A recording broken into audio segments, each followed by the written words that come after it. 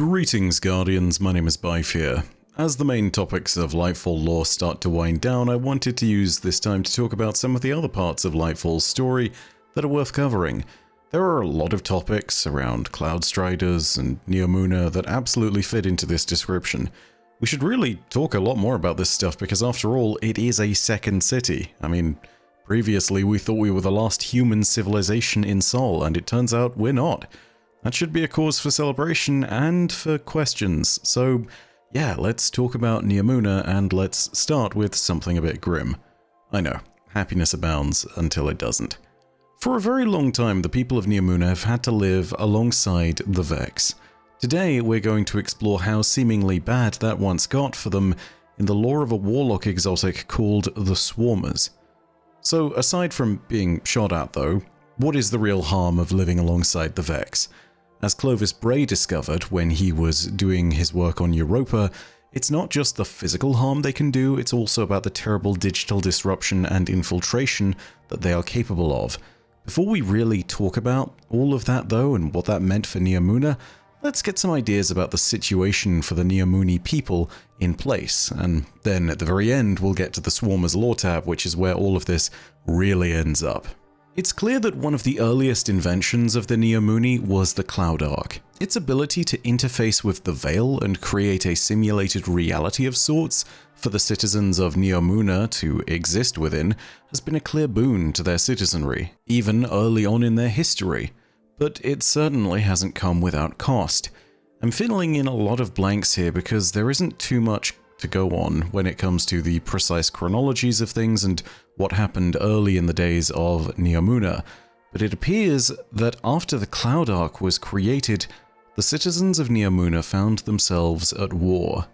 The enemy of these wars isn't made clear, but I think we can safely presume that it must have been the Vex, considering the lack of any other entities within the system that could have taken their place. In the times before the Cloudstriders, it was clear that the whole of Neomuna's citizenry would fight and would have some nanite augmentation to varying levels so that they could stave off whoever this antagonist might have been. And again, it isn't ever stated that it's the Vex, but there is no other enemy. At least there isn't an enemy from within yet. That does happen at a certain point in Neomuna's story, but not here, and ultimately, there's no other enemy such as the Elixni or the Hive that could possibly have taken their place, so we have to assume it's the Vex. And yeah, the citizens fight them off with nanite technology and augmentations. It wasn't until the creation of Strider, the very first Cloudstrider, that many of the augmentations that we would see would be so heavily implemented, but it's clear that many of the protectors of Neomuna had them.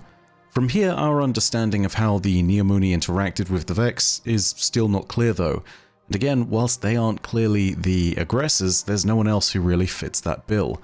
I'm sure there are some bits of idle dialogue from the digital citizens out there that tell us little bits and pieces, but for now, there's just writing on the wall which tells us something of what we need to know.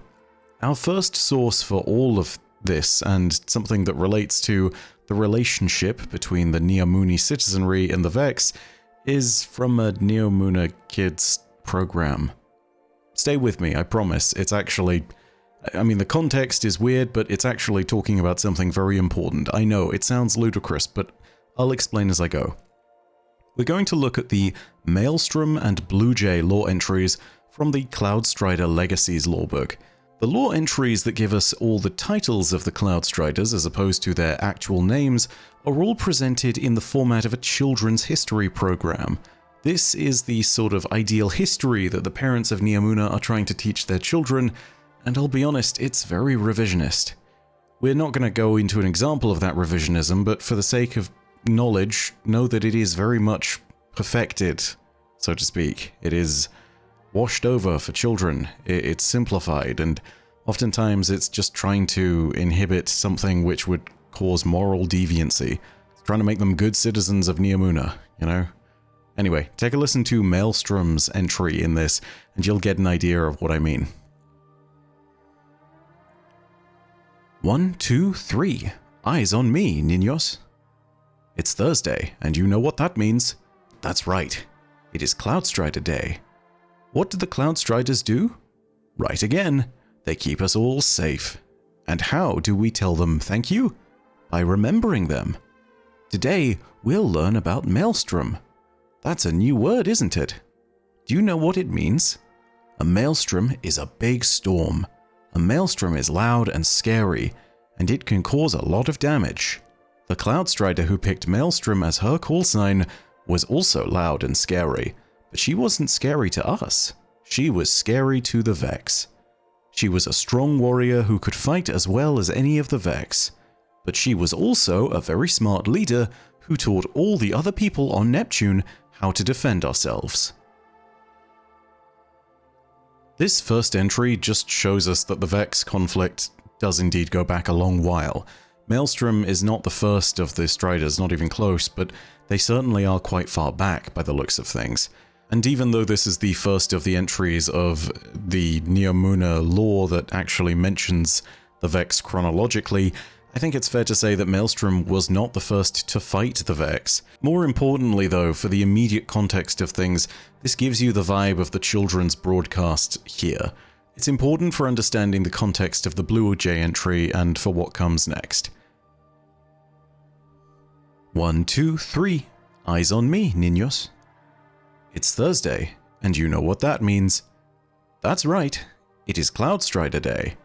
What do the Cloudstriders do? Right again, they keep us all safe. And how do we tell them thank you? By remembering them. Today we will learn about Blue Jay. The Blue Jay is a very clever bird. You might have seen one in the parklands. Some can even talk. The Cloudstrider who picked Blue Jay as his call sign was very clever. Many Cloudstriders are soldiers or engineers, but Blue Jay was a game designer. Do you know what a game designer is, children? That's right, a game designer makes vid games. Maybe you have played a vid game with your parents in the Cloud Ark. Blue Jay was the very first person to make a vid game in the Cloud Ark. Before that, we did not know it was a whole world. We could not use it to make art or visit friends. We just put things in it to save them for later. Like the closet. And the closet seems scary at first, doesn't it, niños? But if you are brave, you can find lots of fun things inside. So Blue Jay helped us expand how we use the Cloud Ark. He made it a place where we could play, or even live if we needed to. And when he made his game in there, he also learned that the Vex used the Cloud Ark too. They could not get in, but the Cloud Ark was so strong they could use it to do their work for them, even from outside, using the force of the Veil to turn their own machines, like when the wind turns a turbine.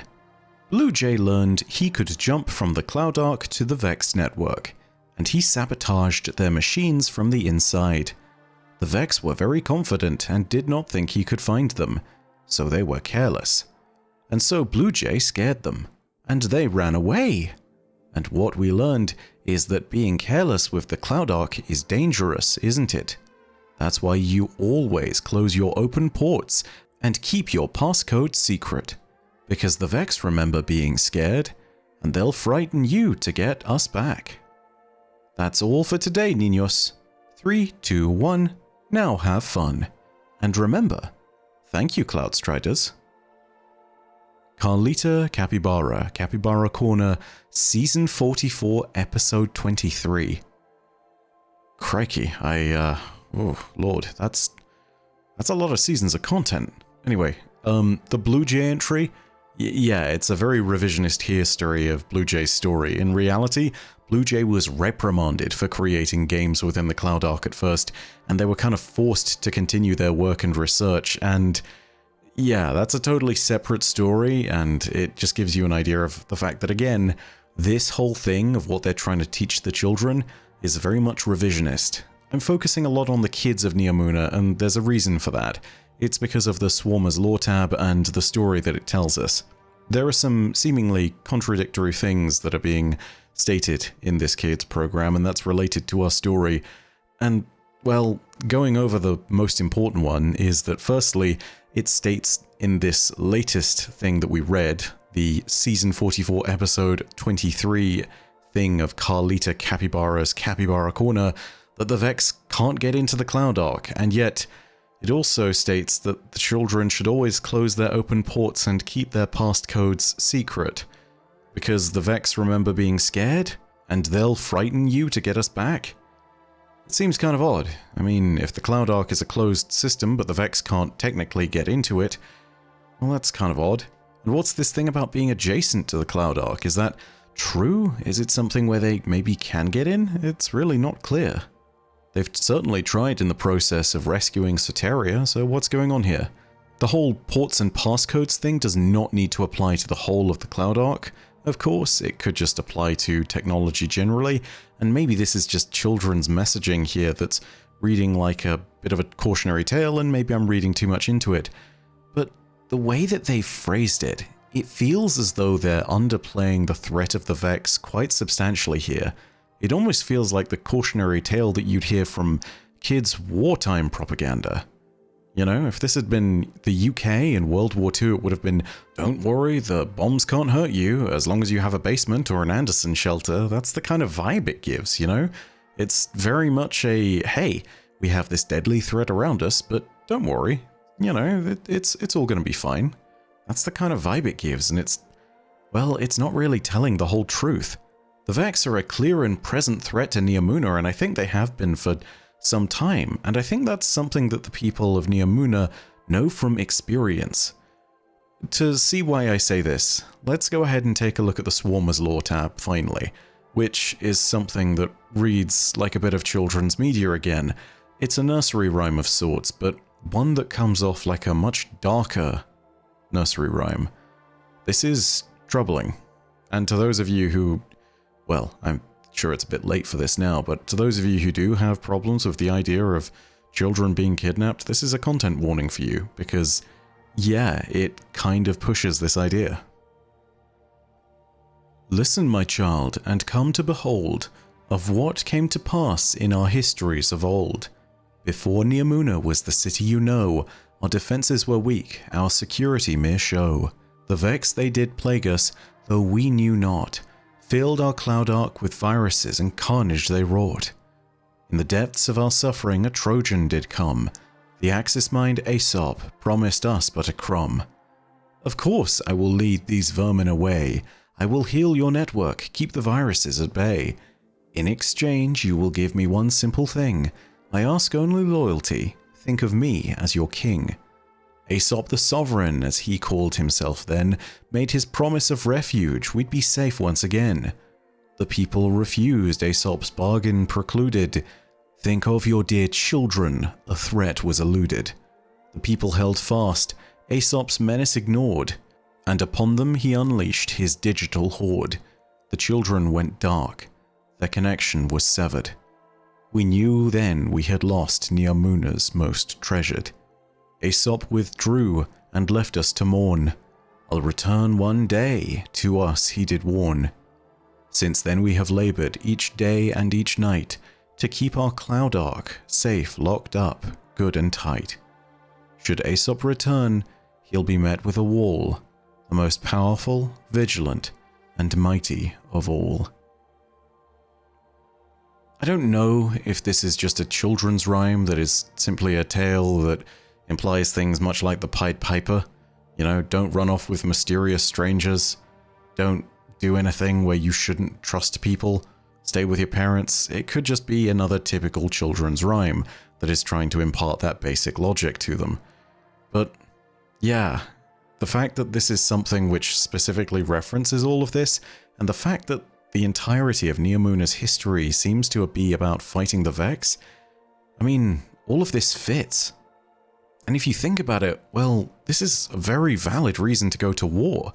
If a Vexmind did steal an entire generation of children from out of the Cloud Ark, then yeah, I think that the parents of Neomuna would absolutely go to war. It needs to be done at that point from their point of view. The scary thing is the fact that it implies what the power of the Vex is over the citizens of Neomuna within the Cloud Ark. And yeah, it makes me hope that this isn't real.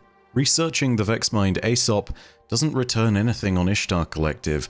This is the first time we're hearing about them in particular, and therefore they might not be real, but then again, this is also the first time we're hearing about Neomuna's story, so we have no real way of knowing what happened. Regardless, if this is real, this would undoubtedly be one of the darkest moments of Neomuna's history. An entire generation of children stolen from the Cloud Ark by the Vex. Yeah, that's a good reason to go to war. And it's an even better reason for everything that motivated Strider, who had a child of her own. Something which I think is very important to remember in the context of why she was willing to make that ultimate sacrifice. For now though, we can only guess and only hope that Aesop is in fact a children's tale, and not a real Vex equivalent of the Pied Piper that might have stolen a whole generation. Unless we get more clarification on it, we won't know.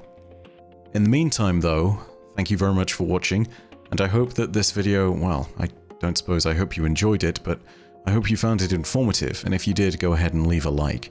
If you want more Destiny lore content, go ahead and hit subscribe, and the bell next to subscribe to turn on those email notifications. But as per usual, know that your viewership as always is quite enough for me, and that in the meantime, my name is Bife. Per audacia ad astra. I'll see you, Starside.